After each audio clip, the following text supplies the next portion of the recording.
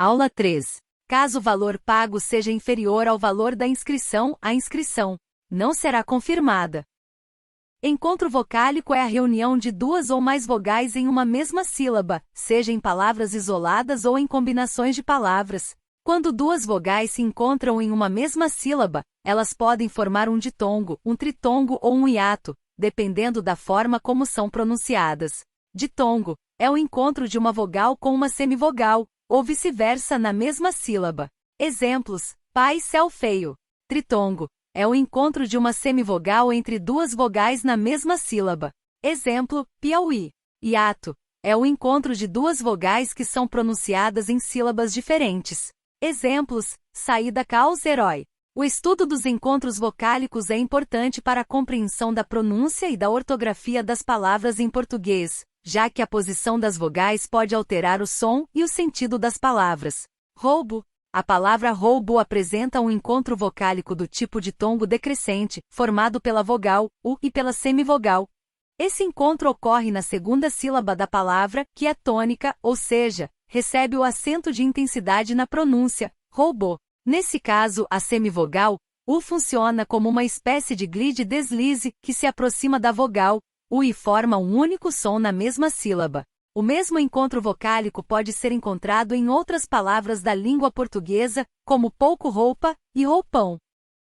O artigo 157 do Código Penal Brasileiro trata do crime de roubo, que consiste em subtrair coisa móvel alheia, para si ou para outrem, mediante grave ameaça ou violência à pessoa. O texto do artigo 157 é o seguinte: art. 157. Subtrair coisa móvel alheia, para si ou para outrem, mediante grave ameaça ou violência à pessoa. Pena, reclusão, de 4 a 10 anos e multa. O roubo é considerado um crime grave, pois envolve a violação do patrimônio e ameaça à integridade física e psicológica da vítima. Além disso, o roubo pode ser agravado em diversas situações, como quando é cometido em concurso de pessoas com a participação de mais de um agente, com o emprego de arma de fogo em transporte coletivo, entre outras circunstâncias previstas em lei. A pena prevista para o crime de roubo varia de acordo com a gravidade da conduta, podendo chegar a até 30 anos de reclusão em casos mais graves. Direitos humanos.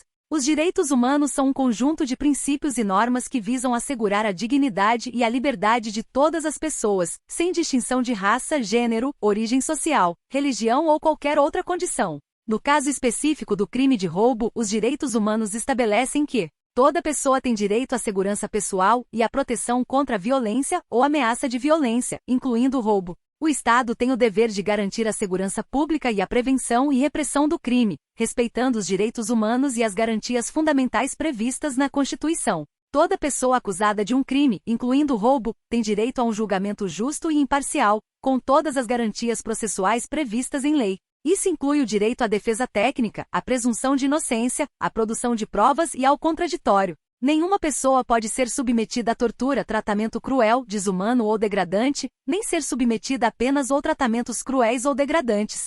Isso inclui as pessoas acusadas ou condenadas pelo crime de roubo. Toda pessoa tem direito à reparação pelos danos causados pelo crime de roubo, incluindo a restituição dos bens subtraídos e a indenização pelos danos morais e materiais sofridos. As pessoas em situação de vulnerabilidade social, como os grupos em situação de rua, as mulheres, as crianças e os adolescentes, os idosos e as pessoas com deficiência, devem receber proteção especial do Estado contra a violência e o roubo. Esses são alguns dos princípios e normas dos direitos humanos que se aplicam ao crime de roubo. É importante lembrar que o respeito aos direitos humanos é essencial para a construção de uma sociedade justa, livre e democrática. Código Civil Brasileiro. O Código Civil Brasileiro dedica o livro terceiro à disciplina do direito das coisas, que trata das relações jurídicas de natureza patrimonial envolvendo bens corpóreos e incorpóreos. Alguns dos principais temas abordados pelo Código Civil nessa matéria são: posse é a relação de poder físico sobre uma coisa com a intenção de tê-la como sua. O Código Civil define os requisitos e as formas de aquisição, manutenção e perda da posse, bem como as ações possessórias para protegê-la. Propriedade é o direito de usar, gozar, dispor e reivindicar uma coisa com exclusividade e perante todos. O Código Civil estabelece as características, os limites e as formas de aquisição, transmissão e extinção da propriedade, bem como as restrições e os direitos reais sobre a coisa alheia. Direitos reais sobre coisa alheia são os direitos que uma pessoa tem sobre uma coisa pertencente a outra, como usufruto, uso, habitação, servidões, anfitese, hipoteca, penhor e anticrese. O Código Civil define as características e as formas de constituição, exercício e extinção desses direitos reais. Condomínio é a situação em que duas ou mais pessoas têm direito sobre uma mesma coisa, sem que cada uma possua uma parte determinada. O Código Civil estabelece as regras para a administração e a conservação do condomínio, bem como as formas de extinção ou divisão da coisa comum. Usufruto é o direito real de usar e fruir uma coisa alheia, sem alterar a sua substância, podendo inclusive retirar dela os frutos e rendimentos. O Código Civil regula as características, as formas de constituição e extinção do usufruto. Servidões são os direitos reais de passagem ou de uso de uma parte do imóvel de terceiro para atender às necessidades do proprietário. O Código Civil define as formas de constituição e extinção das servidões. Esses são apenas alguns dos temas abordados pelo Código Civil no direito das coisas. É importante ressaltar que cada um desses tópicos possui particularidades e detalhes que devem ser estudados com profundidade para a compreensão adequada do conteúdo. Matemática 3 conjuntos. Vale a pena lembrar. Confirmação da inscrição deverá ser impressa pelo candidato e guardada consigo juntamente com o boleto bancário e respectivo comprovante de pagamento. A união de conjuntos é uma operação que consiste em juntar todos os elementos de dois ou mais conjuntos em um único conjunto. Por exemplo, a união dos conjuntos A igual 1, 2, 3 e B igual 3, 4, 5 resulta no conjunto C igual 1, 2,3, 4, 5. Para representar a união de conjuntos, utilizamos o símbolo de união. A interseção de conjuntos é uma operação que resulta em um novo conjunto contendo apenas os elementos que são comuns a todos os conjuntos envolvidos. Essa operação é representada pelo símbolo de interseção. Por exemplo, se tivermos o conjunto A igual 1, 2, 3 e o conjunto B igual 2, 3, 4, a interseção de A e B seria 2, 3. Você sabia? O direito da criança e do adolescente é um conjunto de leis e normas que visam proteger e garantir o desenvolvimento saudável e integral de crianças e adolescentes. No Brasil, a Lei nº 8069/1990, conhecida como Estatuto da Criança e do Adolescente, ECA, estabelece que criança é toda pessoa com até 12 anos incompletos, enquanto adolescente é aquele que possui entre 12 e 18 anos de idade. Para calcular a probabilidade de um conjunto ter 10 crianças iguais, é necessário saber qual é o tamanho total do conjunto e quantas crianças iguais existem no conjunto. Supondo que o conjunto tenha um total de 50 crianças e que existam apenas duas possibilidades de crianças, por exemplo, meninos e meninas, a probabilidade de que um conjunto de 10 crianças escolhidas aleatoriamente sejam todas iguais seria P igual, número de maneiras de escolher 10 meninos, número total de maneiras de escolher 10 crianças. O número de maneiras de escolher 10 meninos em um conjunto de 50 crianças seria C 25,10, igual a 3.268.760, onde C, N, K representa o número de combinações possíveis de K elementos escolhidos entre N elementos. Neste caso, estamos escolhendo 10 meninos entre um total de 25 meninos. O número total de maneiras de escolher 10 crianças em um conjunto de 50 seria C 50,10, igual a 10.270. Para calcular a probabilidade de um conjunto ter 10 crianças iguais, é necessário saber qual é o tamanho total do conjunto e quantas crianças iguais existem no conjunto.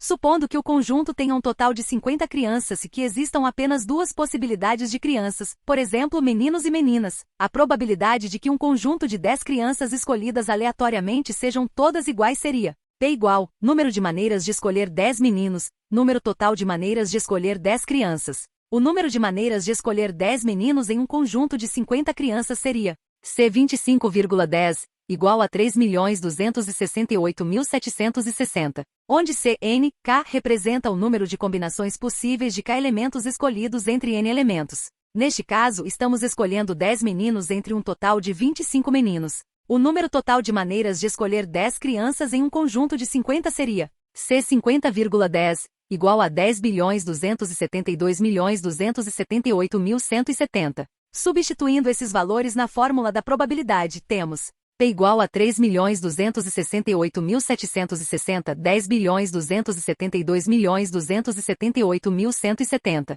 P igual a 0,000318. Portanto, a probabilidade de um conjunto de 10 crianças escolhidas aleatoriamente serem todas iguais seria de aproximadamente 0,000318 ou 0,0318%.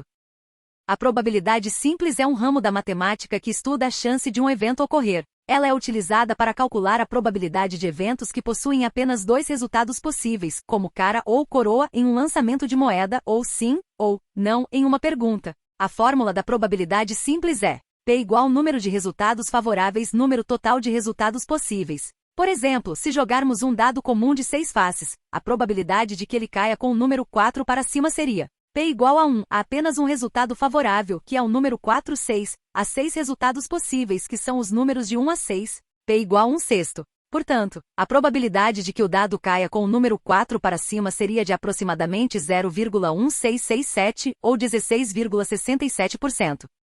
O artigo 5º da Constituição Brasileira de 1988 estabelece que todos são iguais perante a lei, sem distinção de qualquer natureza, garantindo-se aos brasileiros e aos estrangeiros residentes no país a inviolabilidade do direito à vida, à liberdade, à igualdade, à segurança e à propriedade. Esse artigo é um dos mais importantes da Constituição, pois garante o princípio da igualdade perante a lei, ou seja, todas as pessoas são iguais e devem ser tratadas de forma justa e equânime, sem discriminação de qualquer natureza, seja ela de raça, gênero, religião, orientação sexual, entre outras. Além disso, o artigo 5º também garante a inviolabilidade dos direitos fundamentais, como o direito à vida, à liberdade, à igualdade, à segurança e à propriedade, tanto para os brasileiros como para os estrangeiros residentes no país. Dessa forma, o artigo 5º é um dos pilares da democracia brasileira e estabelece os princípios básicos para a construção de uma sociedade justa e igualitária. Os princípios da PMRJ são hierarquia e disciplina, legalidade, impessoalidade, moralidade, publicidade e eficiência. Na PMRJ, a hierarquia é um princípio fundamental que estabelece a ordem e a organização da instituição, definindo as relações de autoridade e subordinação entre os policiais militares. A hierarquia é baseada no respeito mútuo, na lealdade e na obediência aos superiores, visando sempre o bem-estar da sociedade e a manutenção da segurança pública.